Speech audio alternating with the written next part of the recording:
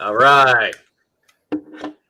Cans cracking means the boys are sitting down to discuss some business. What's Ryan drinking there? Ryan, what are you drinking, dude?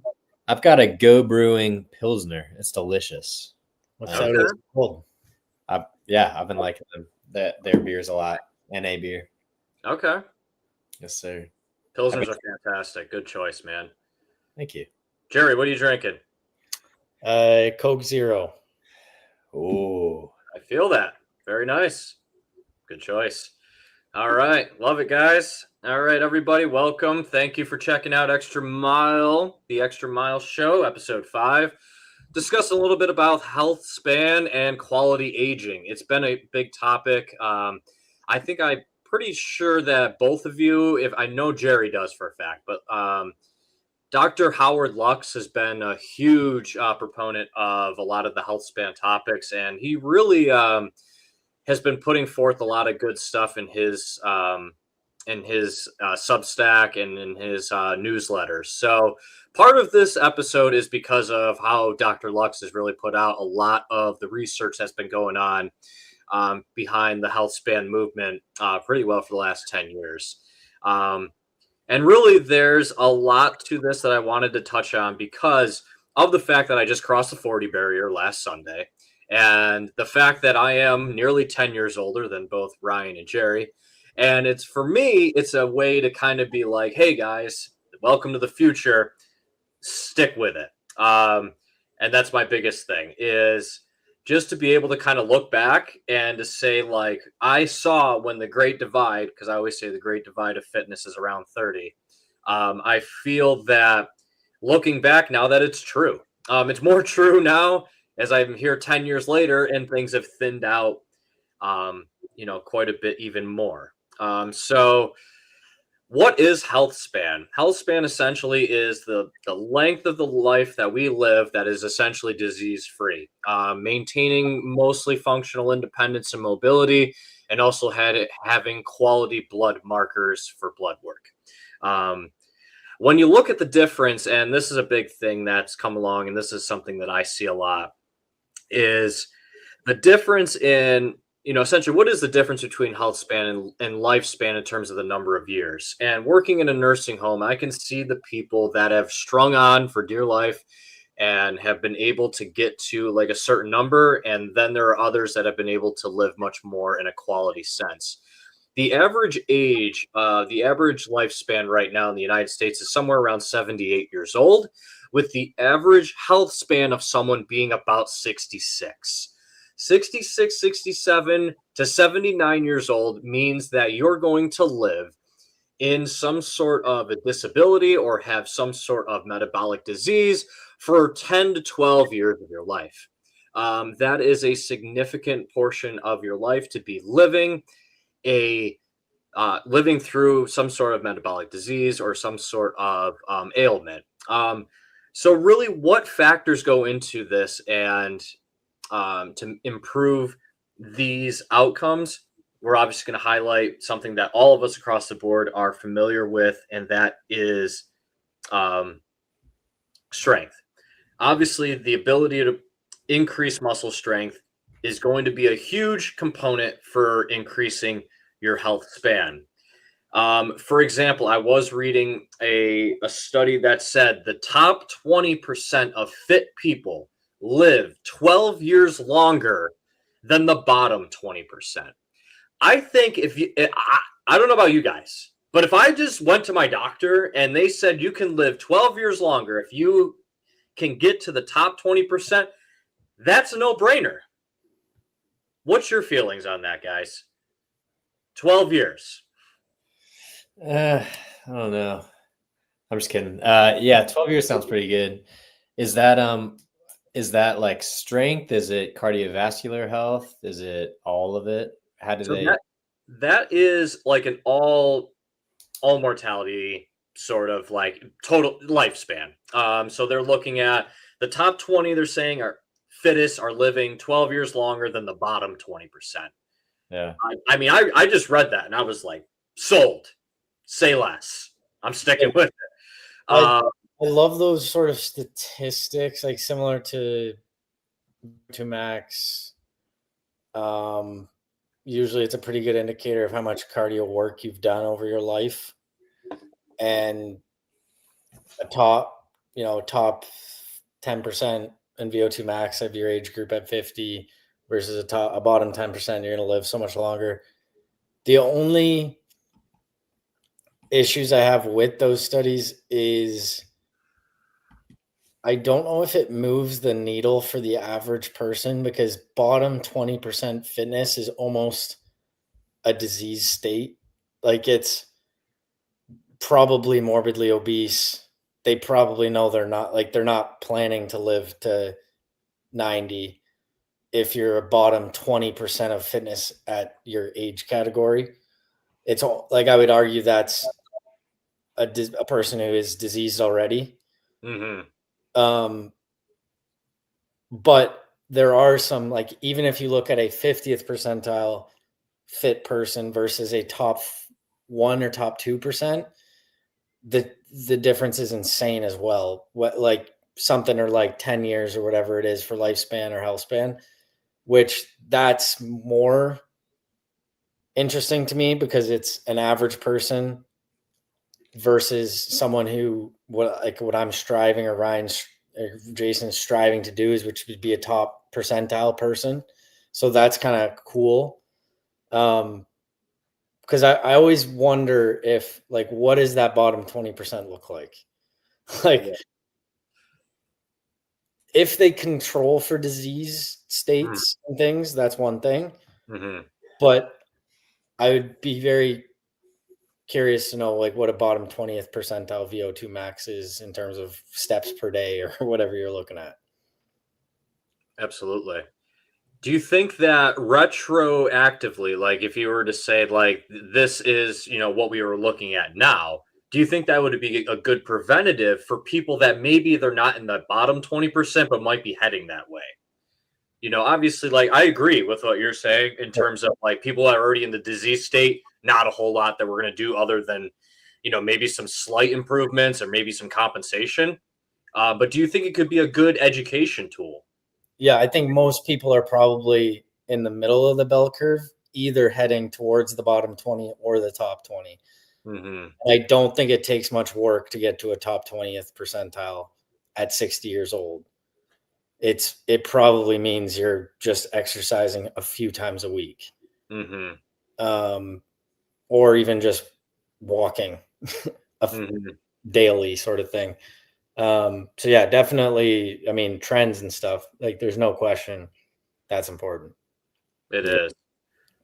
I feel like if you can get someone to consciously think about that and how exercising a few times can, make your life better in 10 years from now, I think it's important.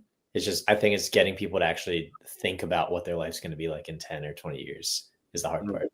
Yeah, that's my favorite part. I'm doing a Texas road trip next week, and I've got like 6 copies of Outlive by Peter Attia that I'm handing out to a few people. And the thing I love about how he breaks it down is he tries to cut through that of, what do you think your life is going to be like? So he, as an engineer, he's basically reverse engineering it all. So do you want to be able to go for a brisk walk, a 3-kilometer or 3-mile walk, when you are 75 years old, and be able to take, do 10 flights of stairs without having to take a break? Yes. Okay. That means your VO2 max at 75, we can calculate, and it drops, 10% per decade or whatever after 35, 50, whatever that is. So we can reverse engineer it and say, okay, so by the time you turn 50, we want your VO2 max to be 60, because you want to be able to run 5K at 65 years old. So I like doing it that way, because there is a way to, I mean, I'm an engineer, so I think it's just like it makes the most sense of. The only caveat there is, I don't believe it drops 10% per decade if you are at a 60 VO2 max at 50 years old. Your habits, I don't believe, like you're not stopping at 50 and now you're just coasting until you're 75 so you can walk 5 flights of stairs. It's your fitness, which is a myth. Fitness and strength can be gained at 65 years old. Like it's not, you're not just fighting decline, which I think is often like a bit of a misconception with that way that you calculate it. But yeah, I think any part of the conversation is better than not having it, like we would have not been having it 20 years ago. And I think that's true. I don't think 20 years ago we were having these kind of conversations to this degree. And I think that's why now we're having these kind of, looking at these data points and these trends probably emerging over the last 20 years, especially with the obesity rate skyrocketing and all of that. So no, it is definitely pertinent for us to have these conversations and to really spread the awareness. And it's interesting of note, how, Jerry, when you said about, maintaining like a certain baseline, like after 60, or like if you're at, X percentage, you're probably doing, Y and Z. It's crazy how small that percentage probably really is in terms of that over 60 crowd that is meeting that criteria and those guidelines. It's I think that'll improve as time goes on, and I think more of these things become more public knowledge, and it just becomes more of a accepted by society. I think it'll improve, but I think like a lot of still the older generation is catching up on, and there's certainly areas of the older population that are crushing it, but as a whole, and if we're talking about the United States, we're still criminally behind. But I'm hoping, fingers crossed, that things improve. So it is. I mean, it is important to just get them moving, however they can. When you get to that point. So here's one, and I'd love to get your take on, because this is something I've always thought about, but we don't always, with your friend groups and stuff, you're not always having conversations about longevity and things like that. Yeah. So one thing that I'm sure you're very aware of is this idea of leg strength is a big correlator to longevity and health, but grip strength is one of the biggest as well. It is, yes. And there's some hypotheses, theories that if you fall, you can grab yourself on the railing before you fall, so then you don't end up in the hospital and your mortality risk is down. Whatever that, or leg strength might be balance or getting up. What I find funny is that my theory on the grip strength is that it's a proxy for being active and lifting weights, doing resistance. Like if you are deadlifting, your grip strength is incredible. If you are doing pull-ups, your grip strength is really good. If you are carrying things, working a job that requires effort and labor, and you are active, you're gardening, you're a farmer, your grip strength is good. What I find funny is, and it's a really easy thing to test. So studies at universities by college students on older people, what are they going to bring? They're going to bring in a grip strength, like dynamometer or whatever it's called. Yep. It's a repeatable, max effort, very low injury risk, very analytical tool you can repeat. So that's a good measure to do, and it's common. But what I find funny is even Attia talks about it, where like he trains people's grip strength for longevity. I'm like, that, I don't think that's what we're like. I think if you want grip strength for longevity, you should be like doing the things that older people weren't sitting there with grip or like stress balls all day, having to crush grippers, and it's one of those things where it's like you're targeting the measurement that you observed, but it's not actually that's not what you were really testing. So that's always something I found funny, is like, why are you're trying to increase your grip strength for longevity? That's kind of missing the point. But Mhm. that's my theory on it. I like that. I like that approach, as it seems to be less about the quantity of the strength. I mean, obviously it data repeatable, but it's more of like the representative of the lifestyle, like you were saying. What Like did you you're do to get a manual labor. high grip strength? I'm thinking that's probably what's leading to the longevity, Mhm. not the fact that you're catching yourself as you fall. Right. Which is, I mean, a great skill to have. I mean, definitely fall recovery over fall prevention, because it's inevitable you're going to fall. Mm.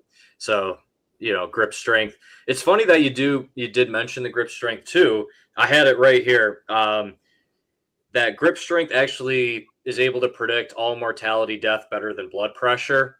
So I think that you're onto something, and I think it's a good point about the grip being more so about the lifestyle indicator rather than you just having just really strong hands genetically or whatever. Another thing that I found interesting was that every 5 kilogram drop for the dynamometer that you mentioned is a 16% higher death risk. So I know that inactivity in a nursing home, that can happen really quickly. That drop can happen a couple weeks to a month tops. You can have probably double that, which is kind of crazy to think that a lot of these things can happen so fast. But really, really, I like that, Jerry. Really good point about it being more of like the lifestyle indicator versus just you know genetically strong grip. There's Um, another thing too of like I've tested my grip multiple times for different studies in uni and stuff, and we did find um, in the morning at like 6 a.m. versus 6 p.m. I think it was between like 4 p.m. and 8 p.m. the grip peaked, okay. and it very much followed the testosterone curve Mhm.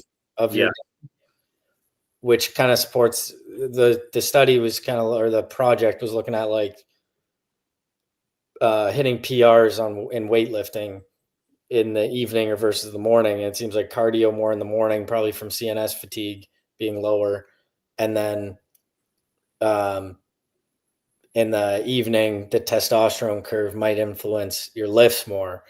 So I also wonder if someone with just more vitality and testosterone and overall healthy has a higher grip strength even at 80 years old, if there's a difference there. Um, but yeah, it's interesting. Oh, it is. I like that point. It's an excellent one. It is. It's important to note of when these studies take place too.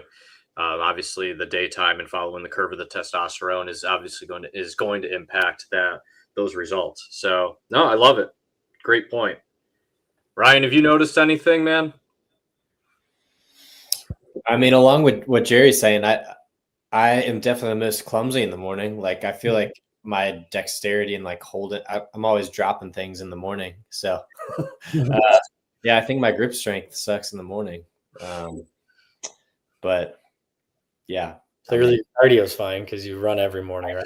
I mean, yeah, I don't know. I tried to run this afternoon and it sucked. I'm definitely like, I need to get it done in the morning or else it's just not fun for me. Yeah, it's not happening. Yeah. No, right on. So, I mean, obviously, we can talk about muscle mass in of itself. I mean, a few more stats just to throw out there. Um, going back to grip strength, older adults, don't know what the age is, but a study by JAMA Surgery in 2018, older adults in the strongest grip strength category live 4 to 6 years longer than those in the weakest. Again, I don't know what that age looks like. I don't know if that's over 70 or what they would define as older, but that's still pretty significant. Low muscle strength increases risk of death by 31%, independent of muscle size. Again, another study by American Journal of Preventive Medicine in 2018. And then just 1 hour resistance training every week. So if someone's super busy, 3 20-minute sessions linked to a 40% reduction in all-cause mortality Again, a study put out by the British Journal of Sports Medicine in 2022. So again, a pillar of Healthspan, and something that we all three of us can scream until the cows come home is lift some damn weights. So if there's nothing else that you do, and cardio, do your cardio too, but please lift some damn weights. So, but I mean, that's something that we can go on, and it's its own topic. But here's one that, we were talking about, and I think we can get Ryan involved a little bit more with this one is, a little bit with cellular aging and looking at VO2 max. And VO2 max, along with gait speed, both predict mortality better than lab biomarkers. The top 25% of fit individual is a 5 times lower mortality than the bottom 25%. Again, I know, Jerry, I don't know what that bottom 25% looks like. It's probably a little rough. And this one was interesting, and this is a little bit on the biology side. Highly active adults, the telomeres are representative of someone that's 10 years younger.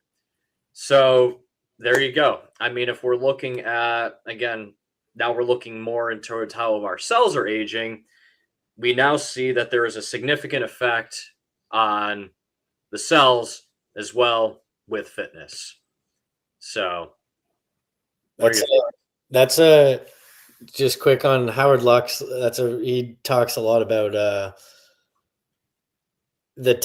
comparing cellular age and the telomeres is tricky because he talks about your cells look 10 years younger. That 10 years younger is someone who is a modern human, sedentary lifestyle. Like, you are just what you're supposed to be if you are active. It's probably, environmental factors in the food pyramid for the last 20 years probably means your telomeres are actually shorter still than they should be, but compared to a modern human that's 10 years younger, it's just a funny caveat. Yeah, I know. That's where we are as society. That is, we have to grab people by the shoulders and shake them and be like, you are literally killing yourself by not doing anything. And people will still not do anything. And that's shocking. It's always shocked me that people can literally be told, or shown these sorts of things and just scoff it off and just live. In terms of, I mean, and I think these are all, and I like the point that you made. You're really comparing, what are we comparing? Are we comparing I guess the average American or the average person who might be doing a little bit of activity, but not a whole lot? It's another good point. Ryan, what's your VO2 max? Because didn't you get it tested a while ago? I did. It was lower than I thought. I think it's like around 55. Okay. What was your Garmin telling you? Like 60? Right now Garmin says 55. At the time, I think it was closer to 60. Yeah, I don't know. I don't really know how accurate these things are, though, honestly. But so top 25% for your age is 50, and bottom 25% is 36 or lower. Yeah. Which doing all right. Yeah, I'd say I think you're doing okay. Do you guys know what yours is? No, I don't know. Suppose my Apple Watch guesses or whatever. I want to say its guess is 52 or 54, something like that. It was it's funny when I go back to when I got injured last summer. It was kind of like steady, maybe a little bit dip and climb, whatever, through the winter and summer. And then, but I'd just been doing CrossFit for a decade. And then when I got injured, it dipped a couple points for about 6 weeks when I was not able to walk much or run. And then I got right into high rocks training, half marathon training. Now I'm on a 10K program in high rocks, and it just skyrocketed after that. And it was interesting to see, like, that is a huge chunk that CrossFit is missing, is that long form, steady state cardio, the 2 or 3 zone 2 sessions a week, the 30 minutes hard threshold training, that sort of stuff. You rarely hit unless you're doing a ton of extracurricular stuff. But yeah, it was really cool to see. Yeah, that's interesting. I think it was like 48, and then it went to 46, and then it was like 54. Nice. But I don't know what it is now. Do you guys pay attention to the race predictor on your watches as well for like 5K, 10K half marathon? I don't know if my iPhone does it or my Apple Watch does it like the Garmin. My Chorus does it, and I'm excited to prove this thing wrong. Yeah. I'm running a half on Saturday, and I'm hopefully going to do like 7 or 8 minutes under what my watch thinks I can do. So, do you think that's because that's so short for you? Like, it's like, I mean, yeah, because you're probably running like, you probably are. I mean, I think you started training more speed recently, but you were, for a long time, you're just kind of like, your 100-mile races and shit are pretty, like, not about pace. So your training is probably more like monotonous, whatever, just get it done. But I feel like, yeah, you could probably trick the watch if it's like, you're only running a half. That's a jaunt for you. Right. I also don't think it takes into consideration the treadmill very well. Yeah, that's true. So I haven't found a watch that does. Yeah. So we'll see. The assault, I'll is on Assault Runner just because that's what's at the gym and that's what's at my house, and it's completely out. Like, it's so frustrating because it's supposed to be like 85% of a normal or of running outside, but there's no way it is because I can't hit. Like, I can't do repeats at a 320 kilometer. Right. But I can do them at like a 350 on the treadmill. So there's no way I think it has a lot to do with, if you have a long stride naturally, you're following the curvature of that belt along a lot longer than someone who has a short, quick cadence. Mm-hmm. And short, quick is kind of more what you want on the road. I have a really long, slow. So I actually think I'm faster on the Assault Runner than I am on the ground, which is annoying. Yeah, I feel the same way, actually, just about my regular treadmill. So yeah, like my PR 10K is on the Assault Runner, which is supposed to be 85% or to the distance. So it's supposed to be 15% harder, which there's no way for me it is. Interesting. Right on. Good stuff, guys. Good stuff. Good luck on your half there on Saturday, Ryan. Hopefully you prove the Coros wrong. Screw that watch. What is it predicting? 136.45. Which is just so far off. I think. Maybe I'm cocky, but you'll break an hour and a half. I think you're breaking an hour and a half for sure. Yeah, that's what I'm going for. So yeah. You got this, dude. You got it. Good stuff. Now, VO2 max, super important. Another mortality predictor. So good on that. A couple other things to just throw out randomly. Again, a lot of just random stats on the Healthspan stuff I do love. So they say that only 12% of American adults are metabolically healthy and have clean blood work, which is crazy. 88% of us have some sort of biomarker of some kind. 12%, you said? 12% of American adults are metabolically healthy. Wow. Yeah. 12%. That's rough. I think that might be a bit more rough to think about than like even obesity. I mean, obesity is going to have the biggest direct impact, but future impact, that's a lot of people on the on deck circle. Those are your ticking time bombs. Where a lot of this information would be super helpful. That bottom 20%, it's pretty bleak. But this group, that next level up, it's like, yeah, That's a sad statistic right there.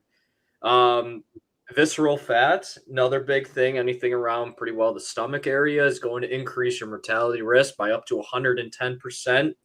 And then insulin resistance increases that risk as well by 260%.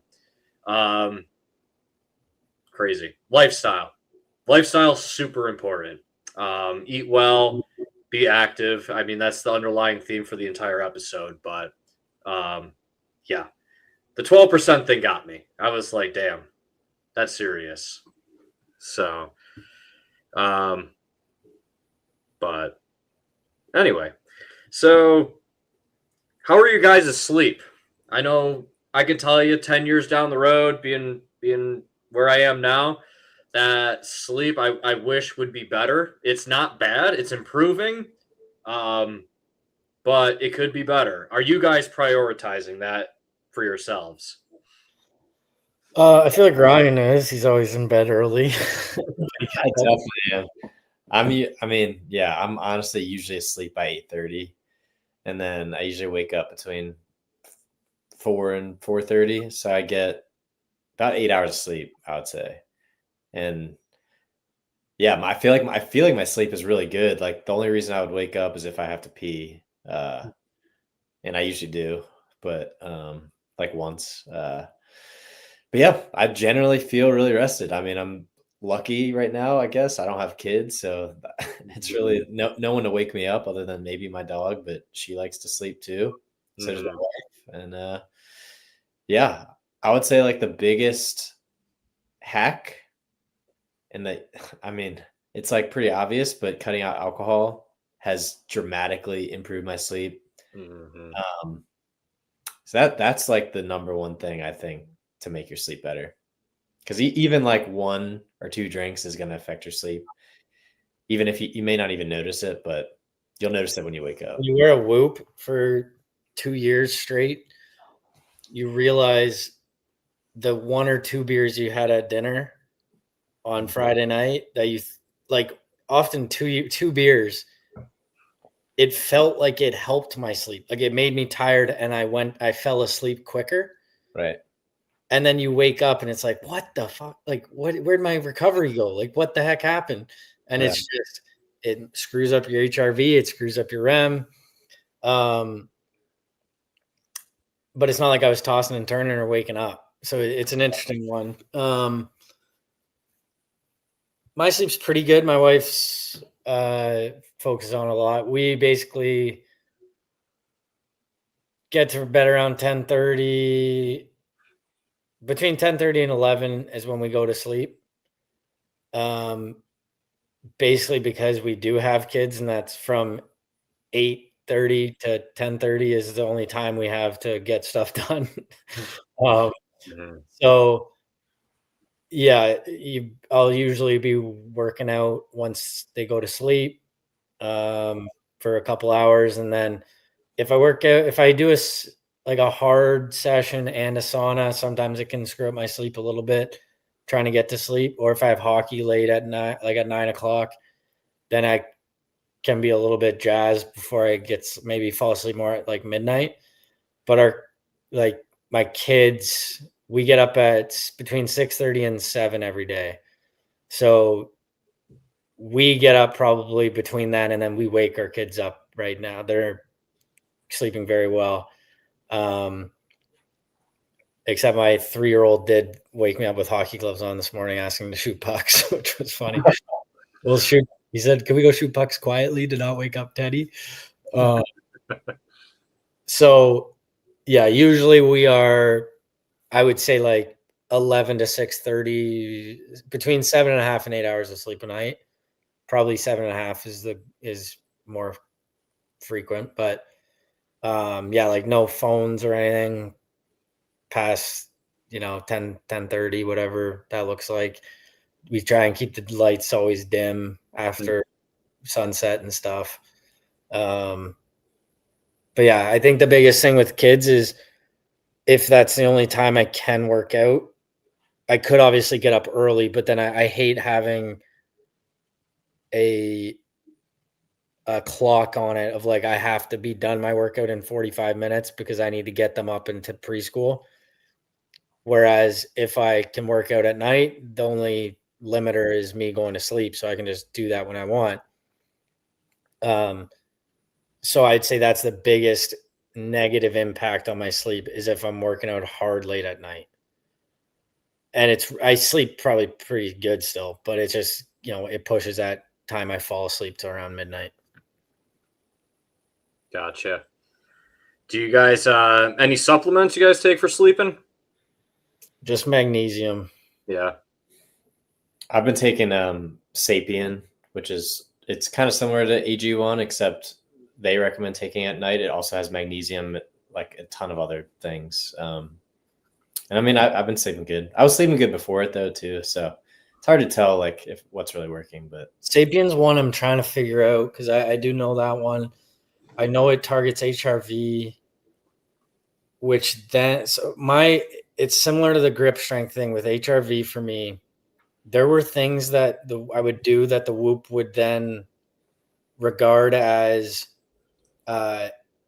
really good. So actually, sometimes I think I can't remember if it was like if I'd have one drink or if I had marijuana or something, like if I had exposure to some drug or whatever for one day, it would lower my HRV or it would increase my HRV in the morning or at night over like while I'm sleeping. And so it would tell me I'm really recovered. But I knew it was like a negative thing. And then the next day I would see that negative.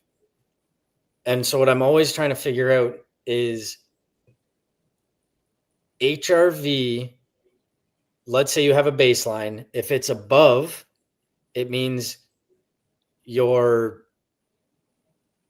balance in your nervous system. Basically, parasympathetic and sympathetic nervous systems are balanced and you are rested. Mm-hmm. But what I'm trying to figure out are there things that target your HRV number to change without actually, so it would look like you are more rested or recovered than you actually are. If that makes it's hard to explain, but are some supplements targeting the measurable thing without without improving the thing that measured is a proxy for? I will venture a guess and say that most supplement companies are going to go for the perceived effect. I think they're going to go for, if I take this, I feel more rested. It's just HRV is a tough one because I don't know if it does mean balance in the parasympathetic and sympathetic. So does that necessarily mean you are recovered, or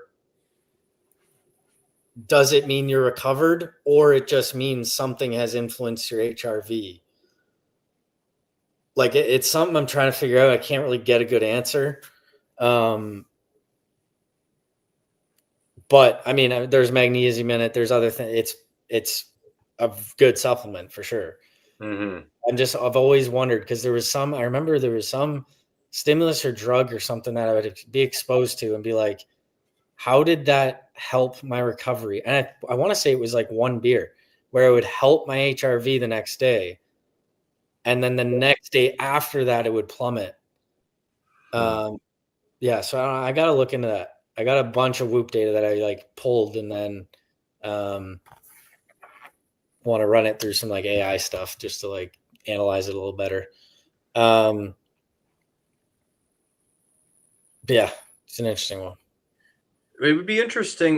Did you do anything else significantly different from the day that you drank the beer, you had a better HRV, the other day happened, and then it plummeted? Did you were you drinking less water that next day? Did you notice anything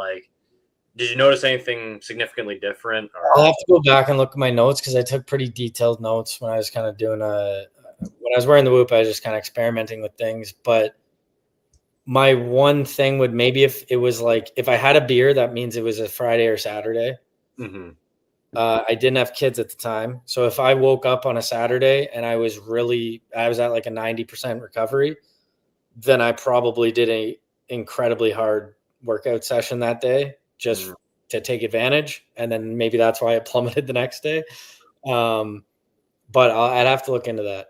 I remember there was something I was like, I don't know if this is just artificially changing my HRV without me being actually rested, because I definitely didn't feel rested when it would show at like 100%.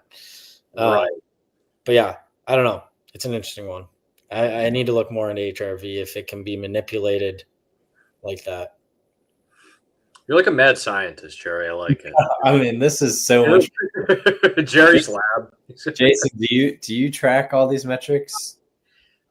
So what I can kind of vibe with Jerry on the effects of alcohol. That was the biggest one for me. I wore, and a note aside, I ended my sobriety streak at 945 days. I just decided I'm going to start having a beer every once in a while.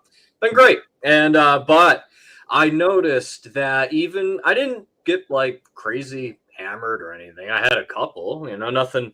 Believe me, I got plenty of stories otherwise, but I had a few, and my watch, I thought it was going to scream. I woke up and I thought I was barely a human. From what I read, it was it was like, this is appalling. I was like, sorry, I enjoyed myself. Let me read through. And I was surprised to see, and I knew, I had like a feeling. I was like, I knew it's going to interrupt my sleep and recovery and everything. I didn't know how drastic, and it's drastic, because it took me like probably, after having like a couple beers on like probably 2 nights, another 3 days of just normalizing and trying to get like another 7 hours of sleep. Before that, it was like, I look at my phone, and my HRV was all over the place, and all of that. But to answer your question in a roundabout way, I do, but not super. I don't track them super detailed. I like trends. So if I know what I've liked about, like, because I got the watch, and that's been like a good one for me. But what I like is, I don't really say like today is an 82% day. It's more like if I fall in between like 80 to 85, 88%, or whatever grade it gives me, I know I'm going to expect to feel this way. If I'm in the 70s, I'm going to feel this way. If I'm in the 60s, I just feel like shit, and I can kind of go from there. But I don't pinpoint it to like, I want to go from 73 to 76. I always like to strive for the mid 80s. And if I get a 90, hell yeah. At 40, hell yeah. 90, rock that. I'll brag about that all day. So yeah, I do track a little bit, but not super intently. How about you, Ryan? Do you track? No, I don't. I don't like the idea of a number like dictating how I feel. Mm-hmm. Like, if I wake up and I feel really good, and then I see my number sucks. That's why I stopped. Yeah. And I'm supposed to feel like shit now. So I kind of just mostly go off how I feel, and yeah. I mean, it would be nice to know if all these supplements I'm taking like have an effect before and after, because it is hard to tell. Like I or maybe I just feel good all the time. I don't know, but especially since I've recently started taking like a lot of new supplements, like kind of all at once, and so yeah, it's hard to tell like what's doing what. But I feel good on all of it. So, yeah. I remember so my bachelor party was a weekend at a cottage with my friends, and it got rough. And my recovery Saturday morning my recovery Friday morning was a 32%. And I was like, okay, all right, I'm a little hungover, whatever. Got 2 more days of this. We went golfing, we had dinner and everything. Saturday morning, my recovery was 4%. And then Sunday morning, it was 1%.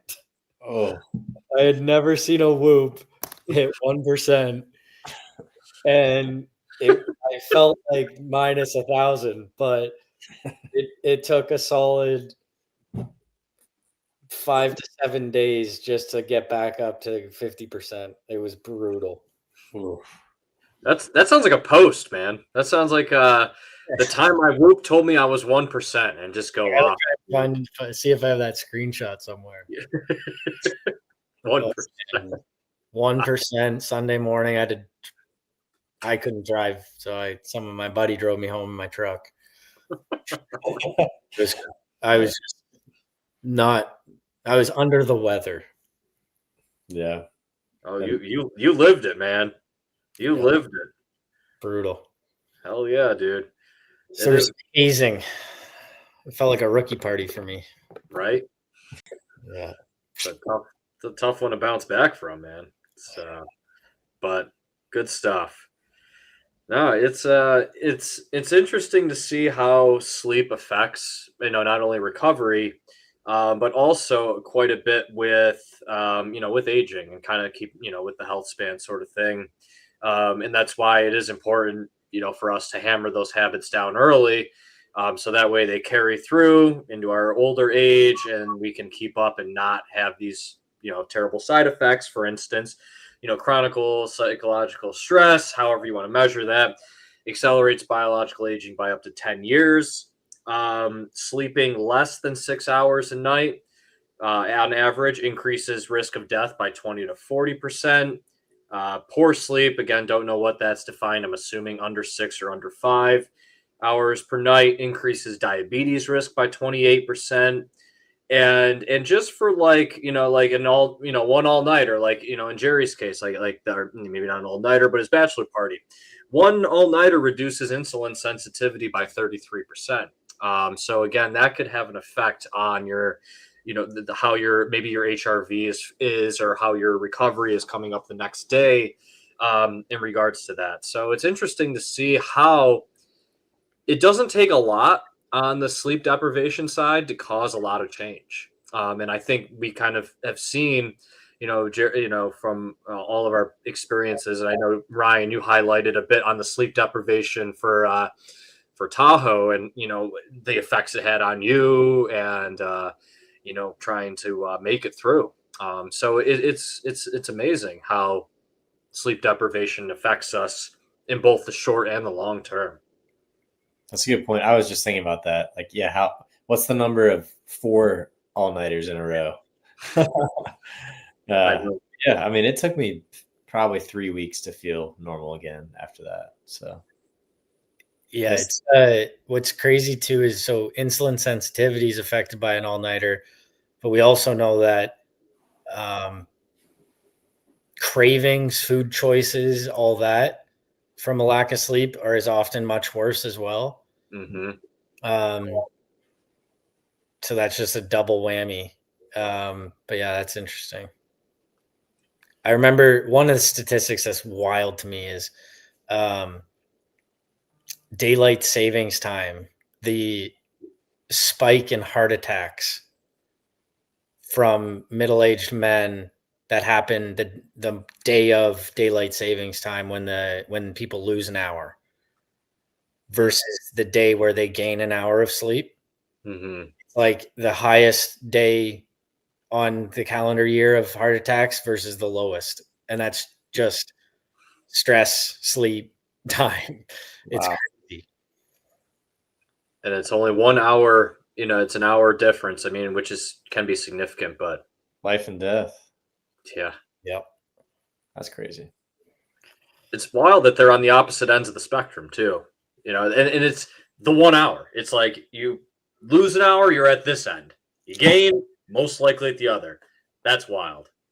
I like that. Good shit. Awesome. So yeah, I mean, all these things combine, and I kind of want to bring everything home. And we all come from a healthcare background, in some way. And, whether it's, on your guys' end, more on like the, medical sales side, I'm direct patient care, whatever it is, but we're all involved in it. And we all see what it looks like in terms of, who's holding up their end of the bargain, who's, we preach all this stuff. It's one thing to walk the walk. It's another thing to talk the talk. here's something that was crazy to me, that the Mayo Clinic in proceedings in 2021 said that 76% of physicians and 54% of nurses neglect their own health behaviors. So 3 out of every 4 doctors ignore themselves. That's crazy. Obviously there's a myriad of factors that go into that, but I still think that's criminally high. I think that's criminally high. Yeah. What have you guys noticed from working with all the physicians that you all work with? So my dad's a physician, and growing up, he's always been working out every day of his life. Like he's always fitness, walking, eating the same healthy meals constantly every single day, the same thing. Like that's always been his lifestyle. So that's crazy to me to think, because at the same time, there's always like this idea of, if you're always caring for other people and you're busy and you're whatever, you neglect yourself, because that's not what important. You're paid to care for the patients. Obviously there's two sides of the spectrum. Like Ryan's friends with Moose, who's an absolute beast. And then there's a lot of doctors who are overweight telling their patients to eat better. Honestly, I think that's why the company I work for exists, is because surgeons don't, and physicians and stuff, just don't have the time to be nutrition and fitness experts and health experts. They're specialists in their field and whatever, but it's my company exists because they outsource it to us. But yeah, I think there's 3 out of 4 to me is insane. I would have guessed maybe 50%, but that's 75% is high. It's bad. It's criminally high. And I think that, and I want to say that it probably skews a bit, probably depending on the practice or like the specialty. Obviously, orthopedics, most likely a sports background, going to be active, probably going to be at the top tier of the physicians that are going to be in shape. And then I think probably after that, I don't know have the exact stats, but I'm sure that maybe like an internist, or maybe like a busy ER doc or something is probably on the other end of it, where super long hours, doesn't have access to maybe like the best options to eat, or they don't think that they do. So I think it's probably too by specialty, which would be interesting to see, to see who's the healthiest specialty. That would be. Dad's ER. Yeah. So obviously it comes down to personal choice. So whatever you're going to prioritize, you're going to prioritize for sure. Right. I'm sure, like if you're a longevity doctor and you're overweight, that's got to be nuts. You can't be charging patients and going in and you're obese. Yeah. It sure happens, though, honestly. I know it does. It's just, yeah. If you can't do, teach, I guess, whatever the saying is. And it's Steve had a question. My buddy Steve used to work together at IntelliJoint. Ryan, have you learned a little about the impact on ultra running on long-term joint health? Are there things you're doing to proactively mitigate wear? Collagen supplement? Well, yeah, I mean, yeah, I do take collagen. I don't know if that's doing too much, but yeah, I take that. I mean, the studies I've seen mostly are on marathoners, and most of those studies show that the joint health is actually better than those that are sedentary. I mean, I think when you start going like super high mileage, that may not be the case. Yeah, like it's got to be tough to do an like a study on ultra running. Yeah. But I mean, I will say I know of so many athletes that have been doing ultras for decades, like 30, 40 years. I mean, you go on Ultra Sign Up and look at all the races they've done, and they have like hundreds listed. And I mean, they're still doing it. There was just a 90-year-old that did this 50 miler. And I went to his Ultra Sign Up, and he's doing like 10 races a year. I'm assuming he's just walking at this point, but like still, he's going like 100 miles. So, I mean, in terms of what I'm doing to prevent that, I mean, I'm trying to take a lot of good supplements and take rest when I need it. Not running every single day, listening to my body, It'd be taking interesting to know if I have a feeling that guy versus Goggins, who has horrible knees, had like the tops of his tibia cut off and reshaped. yeah. I have a feeling that's majorly genetic. He said it is, but I mean he's also like the extreme. Like he doesn't do any of the things I was just talking about. Right, he's extreme, but I bet that dude that's running 10, he's pretty damn extreme too. Oh yeah. No, you're right. He had the same genetic makeup, I bet his knees would be screwed up too. Right. I have a feeling that there's just like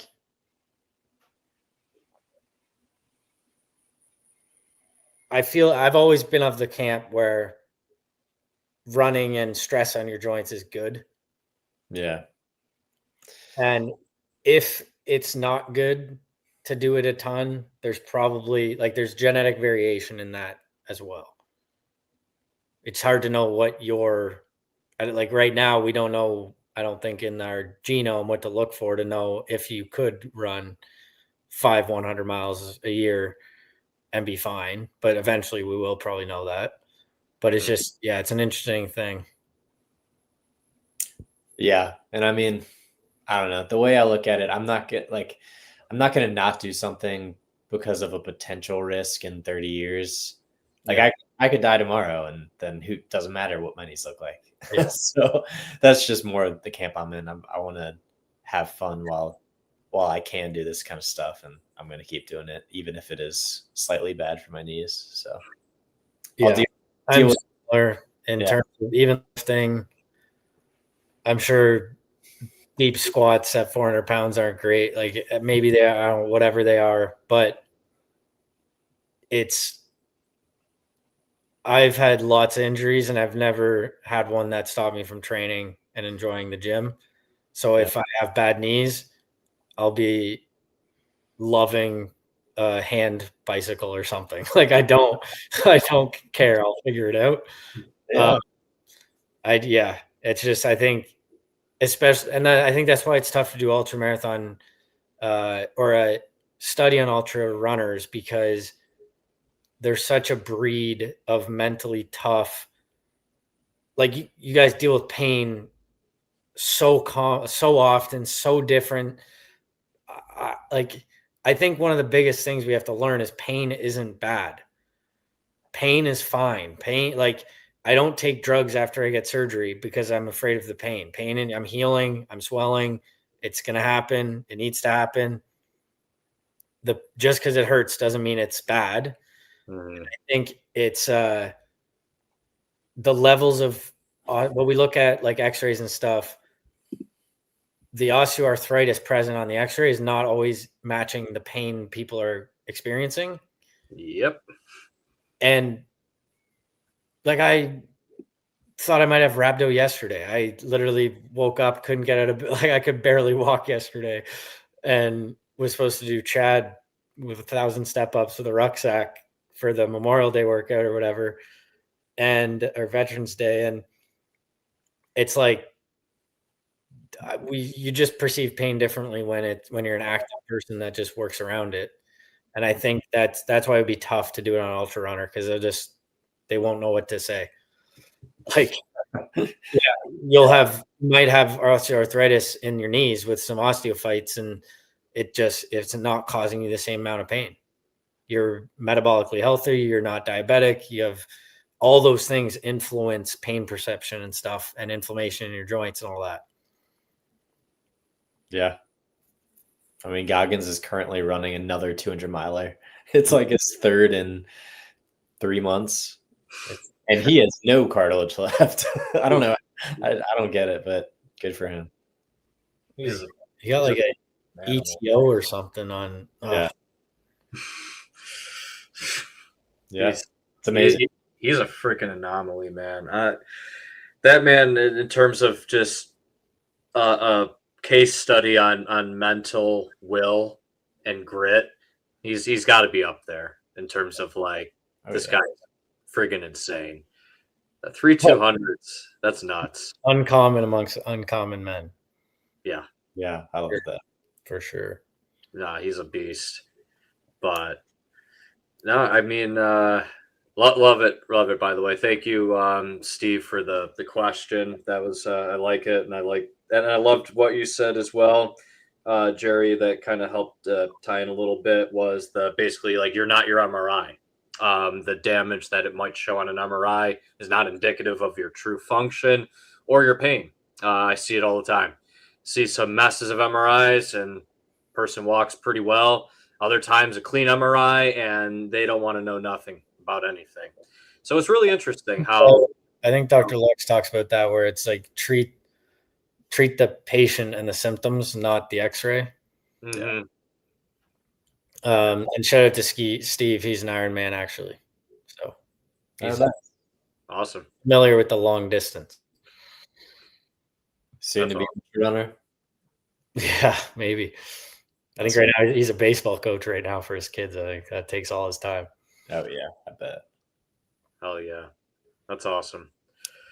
But I'm gonna wrap this up just with a couple more things and with a nice little zinger at the end, and then we'll get some final thoughts.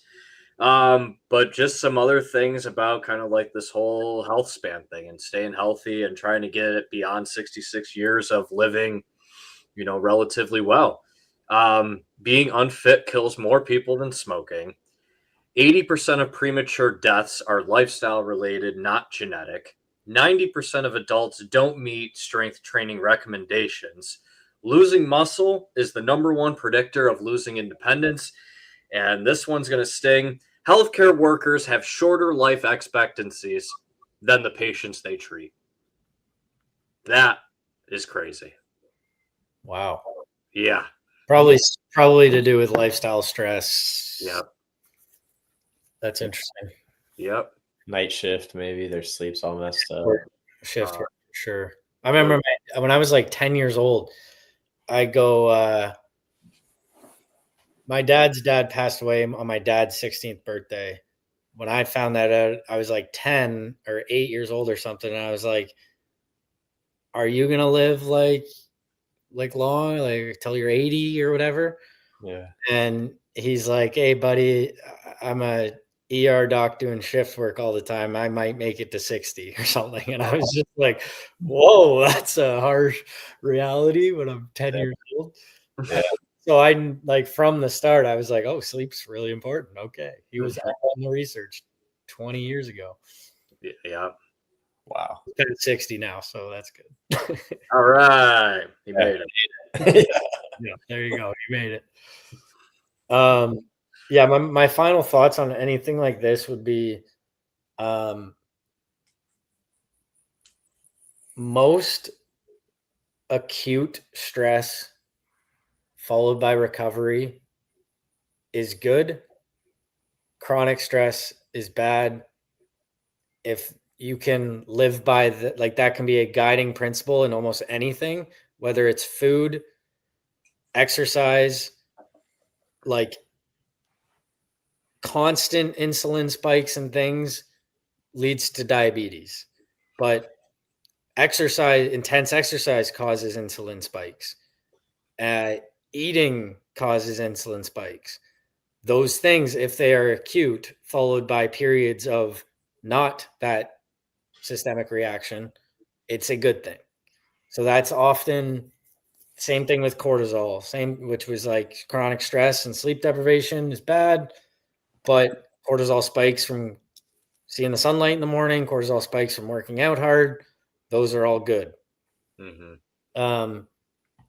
Yeah, that's kind of always been something that I've thought about.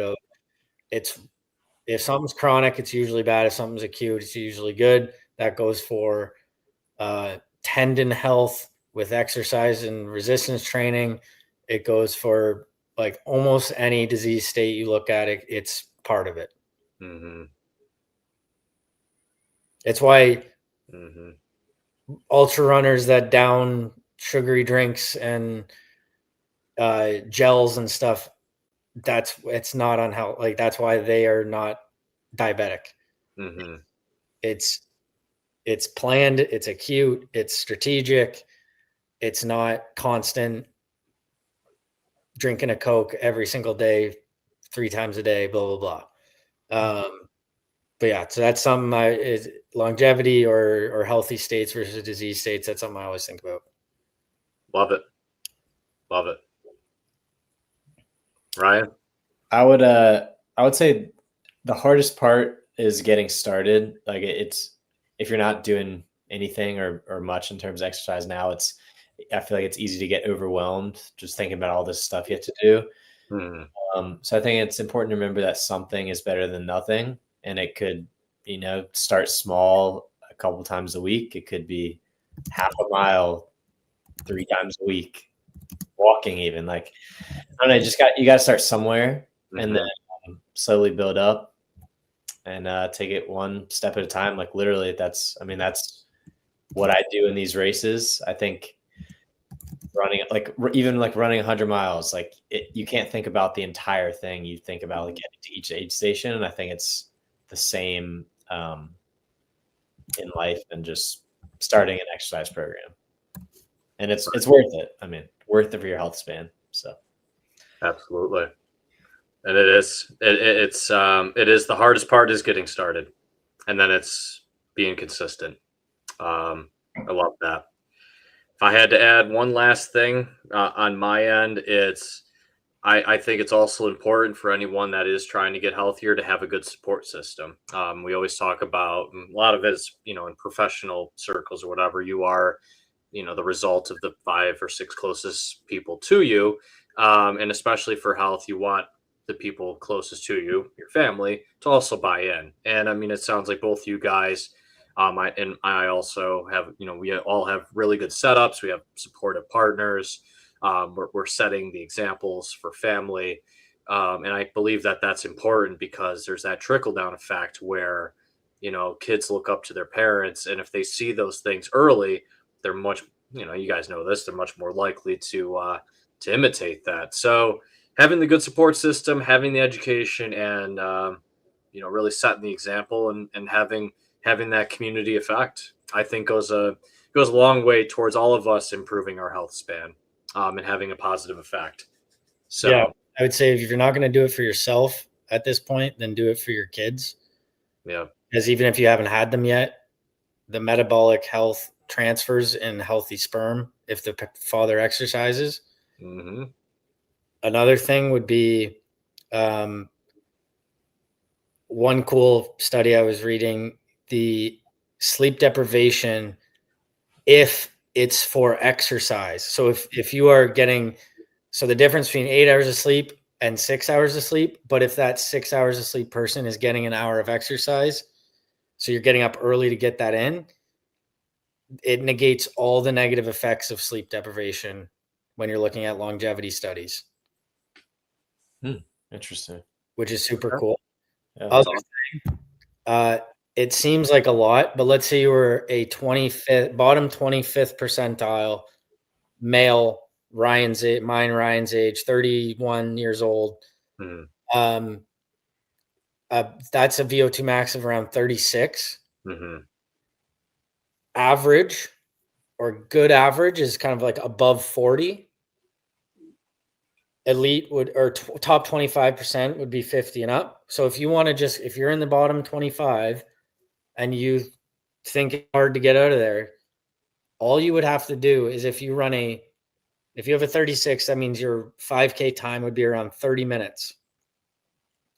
And if you can get that down to around 27 minutes, you're now at a 42 VO2 max. That's not a lot of work. Mm-hmm. So just keep that in mind. That's your capacity can change quickly. Especially like VO2 max is a great indicator. It's an extremely robust amount of scientific research behind it. Mm-hmm. also is very responsive to train. It's the amount of work you do. It's the area under the curve of work is what your VO2 max is. You just have to put in work, and it doesn't have to be intense. Mm-hmm. Little goes a long way. Yep. Makes a huge difference. Absolutely. Love it. All right. I think this has been a hell of a discussion, guys. I loved it. I've always enjoyed talking with you guys. I hope everybody that has checked us out, hope you all got something out of this as well. Plenty of goodies. So definitely check this one out again. If you're checking us out late, definitely check the replay on this. And gentlemen, I'm looking forward to the next episode when we get that rolling and we sit down, we crack the cans, and we get down to business. So it's always a pleasure to chat with you guys, and thank you all for checking this out. And we look forward to doing this again soon. Sounds good. All right. We'll take your magnesium, Ryan. All right, take your magnesium, everybody. See ya. All right.